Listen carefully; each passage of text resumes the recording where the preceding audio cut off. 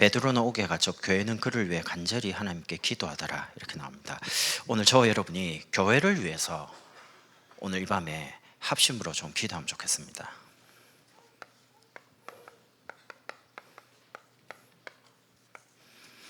그러면 기도하기 전에 여러분과 저희 마음속에 뭐가 있어야 되냐? 히브리서 11장 6절에 보면 믿음이 없이는 하나님을 기쁘시게 하지 못하나니 하나님께 나아가는 자는 반드시 그가 계신 것과 또한 그가 자기를 찾는 자에게 상 주심을 믿어야 할지니 이렇게 나옵니다. 어떻게 합심 기도할 거냐? 믿음 가지고요.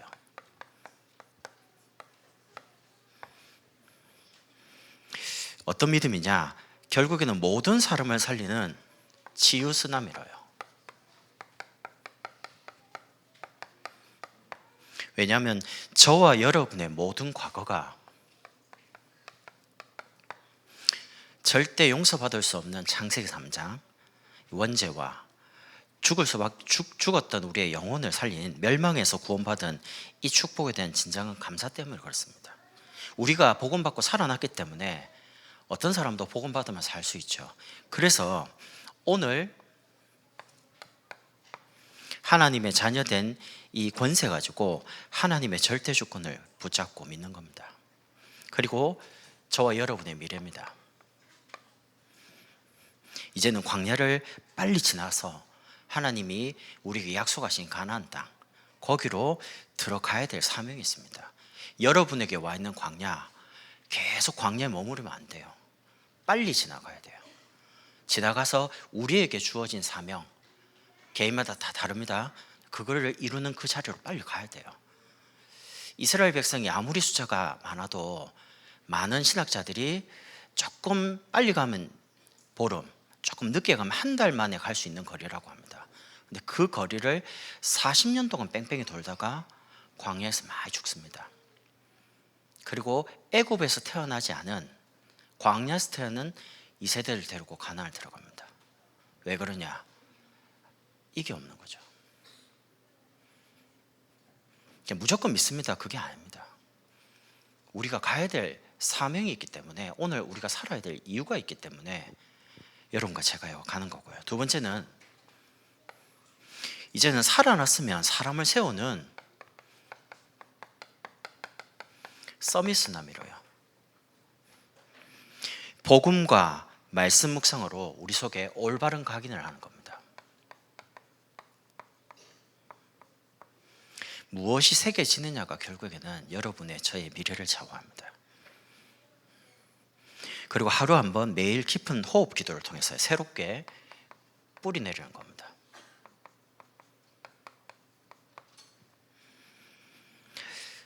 그리고 언약궤를 따라 이제는 사실 건널 수 없는 그 현실 같은 요단도 마른 땅처럼 이제 건너는 거죠. 언약 잡고 갔더니 현실이 이제 바뀌는 겁니다. 놀라운 체질이죠. 여러분이 예수 믿으면 믿을수록 정말 언약이 맞구나, 복음이면 되는구나, 이걸 날마다 우리 확인해 가는 겁니다. 이제는 우리 개인과 가정을 넘어서 하나님이 원하시는 237을 살리는 쓰나미로요. 캠프를 통해 지역과 민족을 살리고요. 그리고 우리 중재팀들이 하나가 돼서 나라와 세계를 살리는 겁니다. 그리고 이 시대와 미래, 우리 후대죠. 세 가지 뜰과 금토일을 빨리 준비해서 시대와 미래를 살리는 겁니다. 그래서 모든 기도의 가장 중요한 보이지 않는 바탕이 뭐냐? 믿음입니다. 왜 하필이면 하나님께 나아가는 자는 반드시 그가 계신 것과 그가 자기를 찾는 자들에게 상 주시는 이심을 믿어야 된다고 말을 할까요? 히브리서에. 만약에 이 믿음이 없으면 기도 자체가 안 나옵니다. 하나님이 안 계신다고 생각되는데 어떻게 기도가 나오겠어요? 하나님이 살아계시고 오늘 저와 여러분이 각자 여러 가지 상황이 있지만 오늘만큼이라도 교회를 위해서 좀 기도하자는 거죠. 왜 그렇습니까? 여러분의 삶, 여러분의 경제, 여러분의 미래가 교회와 연관되어 있습니다. 교회가 가난하죠. 여러분 삶이 가난해집니다. 교회가 부유해지죠. 여러분 삶과 모든 게 부유해지기 시작합니다. 그래서 오늘 5절에 보니까 교회는 그를 위해 간절히 하나님께 기도하더라. 왜냐하면 지금 오늘 본문을 보면요, 야고보가 헤롯 손에 죽습니다. 그리고 내일이면 베드로 사도도 이제 목이 날라가 죽습니다. 교회 입장에서는 어마어마한 전도하는 지도자들이 지금 이제 헤롯의 손에 죽어가는 어마어마한 위기 상황이거든요. 복음을 가장 정확하게 알고 전도하는 분들이 이제 죽어나간단 말이죠. 그러니까 이럴 때 전체가 모여서 교회를 위해서 간절히 기도하기 시작한 겁니다. 이게 지금 그 만화에 나오는 이야기가 아니고 하나님 말씀에 나오는 이야기입니다. 근데 중요한 거는 베드로 사도가 내일이면 분명히 죽거든요. 죽는데 옷 벗고 감옥에서 잠을 자요. 그 영적 상태가 대단하지 않습니까? 내일이면 죽는데 자요. 얼마나 깊이 자는지 천사가 막 깨우는데도 이게 지금 천사가 깨우는지도 모르고 눈 떴는데 이제 첫째 문 지나고 둘째 문 지난 다음에 보니까 정신이 드는 거예요. 그래 이제 베드로 고백이 나옵니다. 어떻게 합심 기도하냐? 오늘 말씀처럼요, 믿음 가지고 간절한 마음으로요. 여러분의 마음에 간절함이 있다면 하나님 뭐든지 응답합니다. 이 간절함이 언제 생길까요? 만약에 여러분 자녀가 내일이면 죽는다, 그럴 리 없는데 그럼 오늘 밤 여러분 잠 오겠습니까? 저 같으면 잠 안 올 것 같습니다. 왜? 내일 아이가 죽는다라고 사망 선고를 받았다. 밤새 기도할 것 같아요. 하나님께. 하나님이 계획을 찾고 하나님이 고쳐주시기를 기도하고 하나님의 뜻과 계획 따라 인도 받으려고요. 그런 간절한 마음으로. 지금 중요한 복음 전하는 사람, 전도하는 사람이 감옥에 갇힙니다. 왜요? 엄청난 지금 핍박과 환란이 지금 몰려오는 겁니다. 정치적으로도 예수 믿으면 죽어요. 그 중에 대표적으로 지금 야고보를 일단 죽였고, 베드로도 이제 4절에 보면 6월절 후에 이제 백성 앞에 공개 처형하겠다는 겁니다. 죽이려고요. 이런 상황에서 감옥 갇혀 있습니다. 그럼 이게 이제 물리적으로 눈에 보이는 감옥일 수 있는데, 혹시 여러분에게 뭔가 여러분의 모든 걸 묻고 있는 건 없습니까? 경제적으로. 사람이 경제가 있으면 우리 살아가는데 70% 이상의 문제를 해결할 수 있다고 강철원 카네기가 말합니다. 근데 문제는 이게 묶이면요, 할 수 있는 것들을 많이 못합니다. 이게 묶이니까 어떻습니까? 마음도 묶이죠. 심리적으로. 내일이면 베드로 사도가 이제 헤롯 손에 죽습니다. 얼마나 마음 졸이면서 간절한 마음으로 교회를 위해 기도하겠어요. 그런 간절한 마음으로 혹시 여러분의 마음과 여러분의 환경과 여러분의 모든 것을 묻고 있는 게 뭡니까? 그래서 제가 이제 오늘 앉아서 기도하면서, 하나님, 사람도 아니고 환경도 아니고 문제도 아니고 하나님의 말씀에만 내 마음과 내 생각이 사로잡힐 수 있도록, 여러분의 생각, 마음, 삶을 뭐만 사로잡아야 되냐? 하나님의 언약의 말씀만 사로잡아야 돼요. 여러분이 다른 거에 사로잡혀 버리면 여기 묶여가지고 아무것도 할 수가 없어요.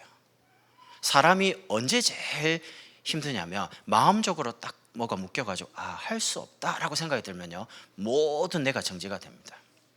뇌를 연구하는 학자들이, 의학자들이, 과학자들이 뭐라고 하냐? 뇌가 참 신기하답니다.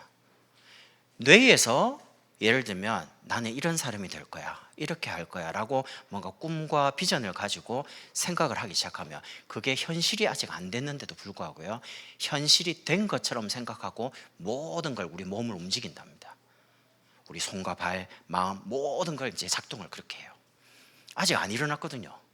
그런데 그렇게 된 줄 알고 모든 걸 움직여요. 그 말은 뭔 말입니까? 하나님이 우리에게 주신 언약의 말씀이 우리의 생각 속에, 우리의 마음 속에 딱 믿음으로 박혀 있으면, 그리고 날마다 시간 지나가면서 확인되어지면 모든 부분이 바뀌는 겁니다. 그래서 오늘 저와 여러분이 베드로의 옥문을 여신 것처럼 그 능력의 천사, 그 하나님은 지금도 살아계십니다.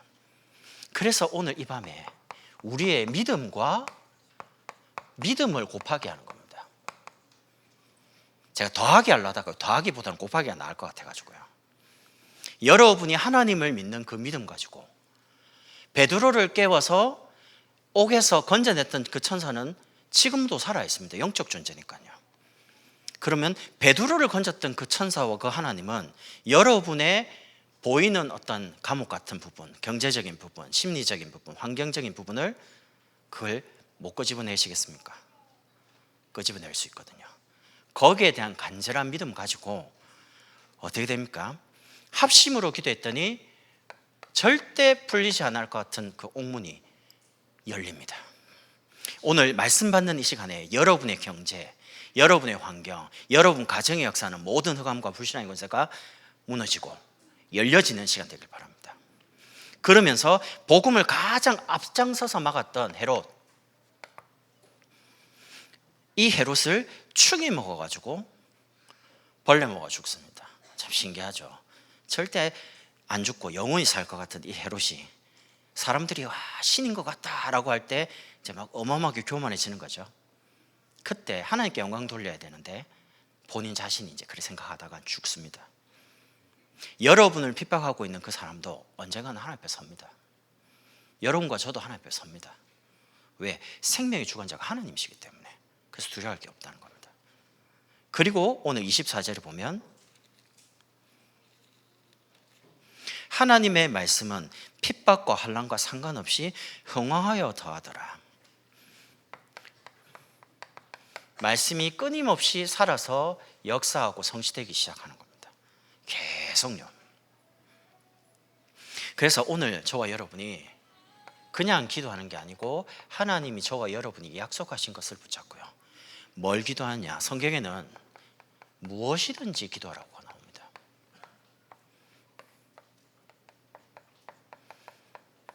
요한복음 14장 14절 내 이름으로 무엇인지 내게 구하면, 이거는 기도하고 이거는 기도하는 그런 게 아니에요. 뭐든지.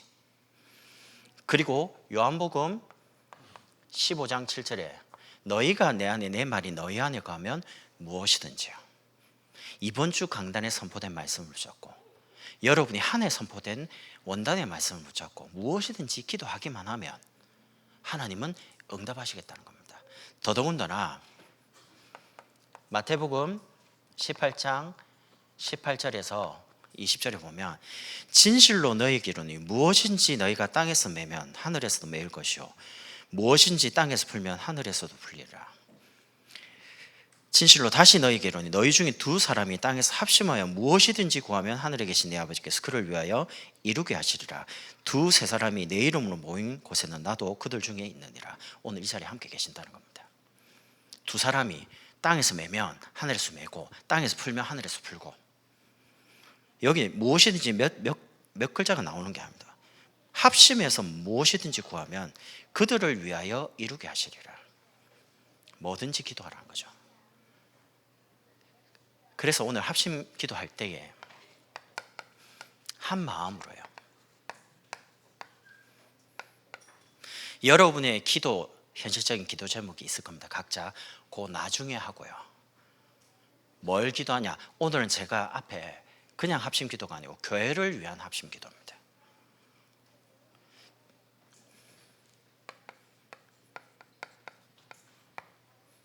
한 지역을 살릴 교회를 위해요. 그럼 여기에 가장 중요한 분이 누구시냐? 유철 목사님입니다. 목사님께서 일본 9월에 이제 말에 필리핀 갑니다. 그리고 이제 10월에 유럽 가시고요. 그리고 이제 미국으로 계속 목사님 사역의 어떤 행보가 넓어집니다. 그리고 길어집니다. 피곤치 않도록 기도를 해야 되고요. 두 번째는 함께 목사님과 중요한 사역을 감당할 한 지역을 살릴 중요한 제자들을 교회 안에서 계속 세워가야 됩니다. 그게 집중학교입니다. 여러분, 훈련을 참여하는 여러분의 마음이 만약에 참여할 때마다 새롭다면 여러분 새로운 응답을 받습니다. 어제 식사하셨죠?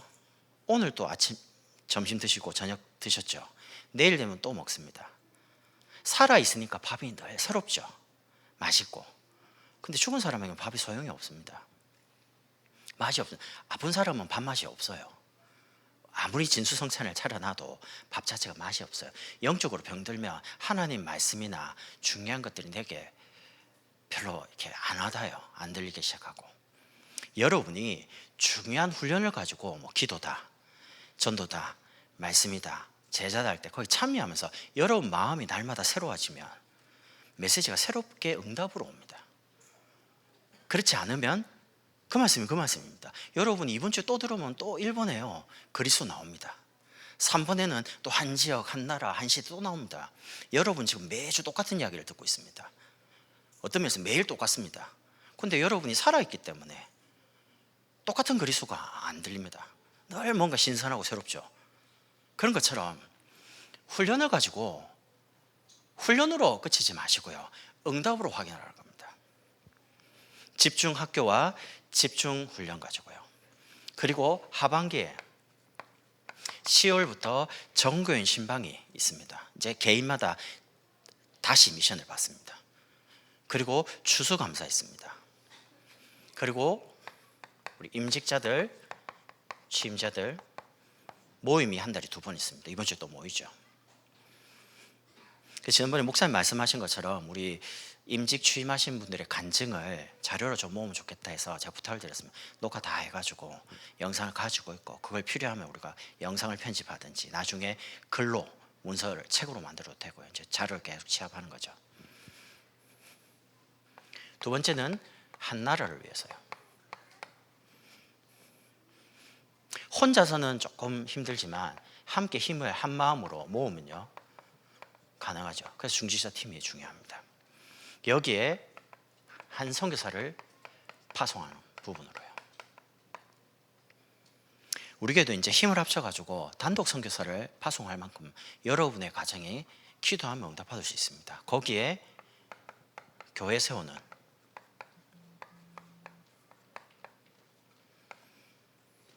저기 아프리카 같은 곳에는 가보니까요, 전에 예전에 벽돌 있는 그 건물이 이게 텅텅 비어요. 지붕이 없어요.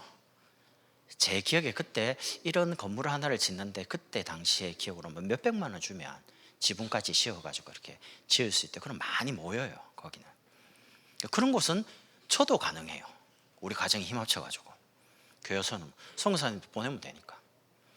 그래서 여러분이 강단에서 뭔가 새로운 메시지나 단어가 나오면 일단은 계속 반복적으로 나올 때는요, 그걸 놓고 마음에 담으시면 돼요. 지금 당장 하자는 게 아니고 그걸 두고 그럼 나와 우리 가정은 어떻게 응답을 받을 것이냐를 놓고 기도 시작하는 거죠.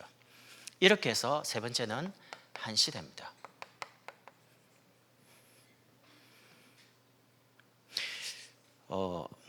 스웨덴은 지금 스마트폰을 13세 이전에는 아예 소지하지 못하도록 법으로 강제로 통과를 시켰습니다. 내년에는 아마 인스타그램하고 페이스북은 중고생 아예 SNS 보내는 것만 하고 나머지는 부모가 이제 통제하도록. 왜 그러냐면 그거를 가지고 있는 아이들의 전투협이 다 망가져가지고요, 글자를 봐도 글자가 들어오질 않아요. 뇌가 다 망가져가지고 심각한 부분으로. 오늘 영상에 또 보니까 학교를 딱 들어가면 요만한 개인적인 뭐 조그만한 봉지 같은데 거기에 넣어요. 그럼 그걸 딱 들어갈 때 딱 넣자마자 잠겨요. 그걸 학교에 반납을 해요. 그럼 이제 집에 갈 때 받아가지고 뭘 이렇게 탁 찍으면 열려요. 가지고 이제 가요. 중고생 벌써 그러고 있어요. 미국은 그러고 있어요. 우리나라만 조금 관대하지 생각보다 심각합니다. 그래서 빨리 세상이 지금 어떤 세상적인 방법을 가지고 그걸 통제한다고 하는데 통제 안 됩니다. 이미 만들어놨는데 다 쓰고 싶어 하는데 어떻게 통제가 되겠어요? 교회가 빨리 셋들과 금토일 시대를 열어야 됩니다. 메시지 나온 지 지금 계속 나오고 있습니다. 우리가 열어야 돼요. 금토일 시대 메시지 나왔으니까 열어가지고 지금까지 한 부분을 가지고 전체가 전문인들이 힘을 합치고요, 이래가지고 응답을 받는 겁니다. 그루에 대해서.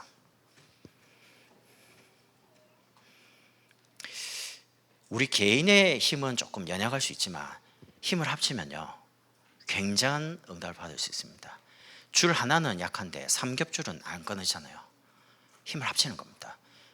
우리 개인의 기도도 참 중요하고 응답받아야 할 제목이 많지만 오늘만큼이라도 교회를 위해서 진짜 경기남부 지역 살려야 될 이 교회, 우리 교회, 한 나라 한 시대를 살려야 될 교회가 감당할 사명이 크기 때문에 놓고 목사님과 또 진행되고 있는 중요한 훈련과 또 진행돼야 될 캠프, 또 준비해야 될 임직자, 왜 그렇습니까? 이분들이 결국 한 지역 살릴 영적 사령관이 되거든요. 그래서 저와 여러분이 우리 찬양 이후에 합심으로 같이 기도하면 좋겠습니다.